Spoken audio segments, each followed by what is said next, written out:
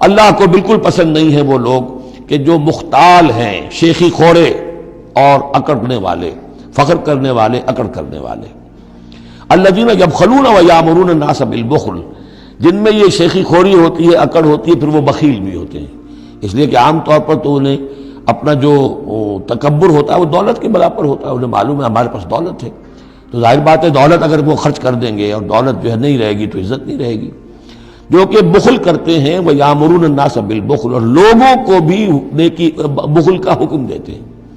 کیونکہ جب لوگ دیکھتے ہیں کہ یہ لوگ ذرا خرچے کے اندر کمی کرتے ہیں تو انہیں اندیشہ ہوتا ہے کہ یہ ہمیں ملامت کریں گے، تم بڑے بخیل ہو،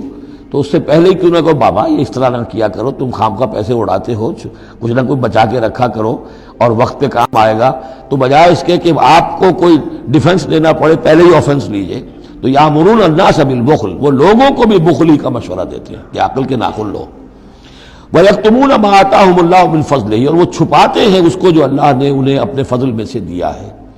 دولت ظاہر ہوگی تو کوئی سائل سوال کر بیٹھے گا، یعنی اچھا مسکین صورت بنائے رکھو کہ ان کے اوپر تو شاید خود 2 وقت کے فاقے ہیں، اب ان سے میں کیا ان کے سامنے ہاتھ دراز کروں۔